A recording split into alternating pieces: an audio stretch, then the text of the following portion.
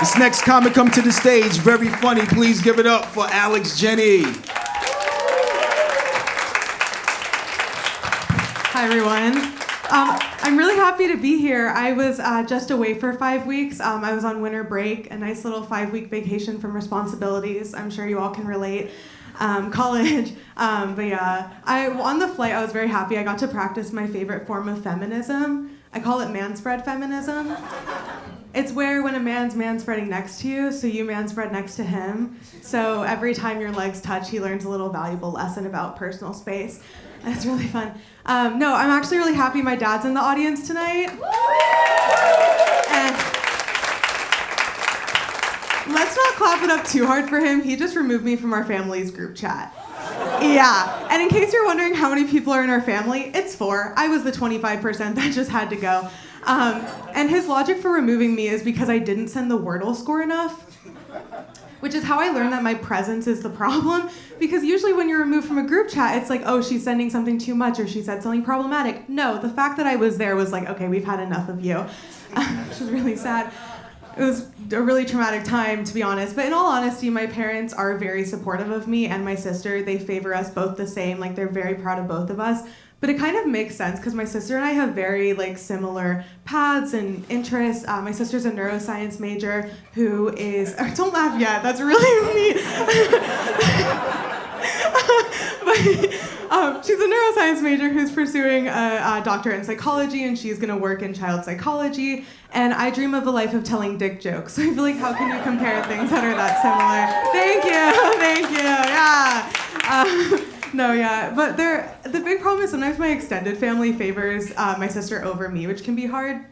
But there are sometimes these very beautiful moments that I have with my extended family that make me feel like I'm equal and loved. It's really nice. At one point, my grandma, when I was in 8th grade, we were at dinner and she leaned over the table and said, "Alex, you have the most beautiful breasts." And my 13-year-old self was like, "Thanks. Are you a male in comedy? Why are you talking about my tits?" They love to do that. No, yeah, I don't know. When they talk about my tits, I'm like, thanks, because at least someone acknowledges that they're there. I feel like I don't really date that much. It's because I'm really bad at flirting. I recently gave my number to a guy for the first and last time. And as I handed him the piece of paper, I said this: "I'm sorry." And the fuck of it all is I wish I was kidding. Fully, just that was not the best pitch, honestly, now that I look back. It's not too great. But yeah, I don't know. I am really happy. This week has been pretty good. I just turned 20 on Monday. Thank you. Oh my God, stop.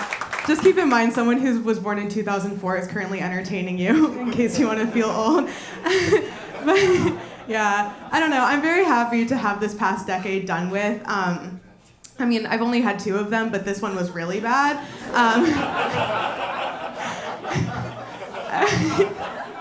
At one point in high school, I had a facial paralysis, which is where half your face doesn't work. Standard high school experience. I think my least favorite thing about telling people I had a facial paralysis is when they ask me if I still have it. No, Susan, but half your face is about to not work. I don't know. Also, the thing that really irks me is there was someone in this audience who heard me say that and was like, oh, that makes sense. Because when I went to my sister with half my face not working, I was like, what's going on? And she was like, are you sure your face hasn't always looked like that? Think about that every time I look into the mirror. No. It was also a bad time because at one point I had a friend who stopped being friends with me during that time, but don't worry, it was not because half my face was not working. She was way above that. She was just embarrassed by my personality. So that had depth to it. Yeah, we were going back to all in-person classes in 2021, so she was embarrassed in front of her friend group by me, just again, the personality thing.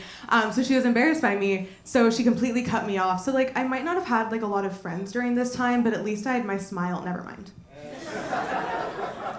Didn't have that. I'm from North Carolina, so during this time it was also very anti-mask, which I took really personally because those bitches were trying to out me. The only way people couldn't tell half my face was broken was because I was wearing a mask down here and glasses over here, because I couldn't put my contacts in because one of my eyes wouldn't shut. My sister taped it shut at Thank you. No, but so I don't know. So I took it really personally. Like, these people were not really anti-mask. They were more anti-Alex, and I take that really personally. I didn't come here tonight to say I'm better than Justin Bieber. That's not why I'm here. But while I'm here, I had a facial paralysis 6 months later. Do you want to take a guess at who got a facial paralysis? My second grade crush, Justin Bieber. Like, come on. I'm not saying he got it because of me. I'm just saying never say never. A little pun for you guys. I don't know. I am really happy with my life right now. I'm very grateful. I'm in film school, so I have to deal with film bros, so that's like the one thing I would change. In case you're not familiar with a film bro, take an objectively ugly guy, add in the confidence of a high school football player, a slight obsession with Christian Bale, and a mild hatred of women, and you too can have your own film bro. It's a little family recipe. Yeah, I was in class one time, we were talking about multicam TV production. We were watching I Love Lucy and the chocolate making episode, so just like an inherently feminist like thing that we were watching. And this guy raised his hand and said, "It always shocks me of the government propaganda of the nuclear family in I Love Lucy." And in case you're wondering who this man is, he got in trouble for stalking one of my friends and had a Title IX hearing. Like, he's not to be talking about feminism. But I defended her like there was no tomorrow because I Love Lucy.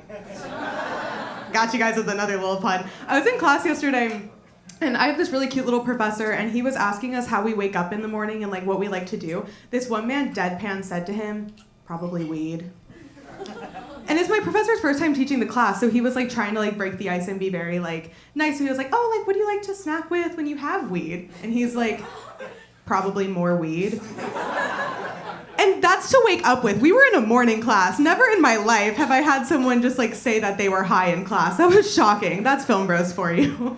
It's really fun. Thank you so much, guys. I'm Alex Jenny. Have a good night.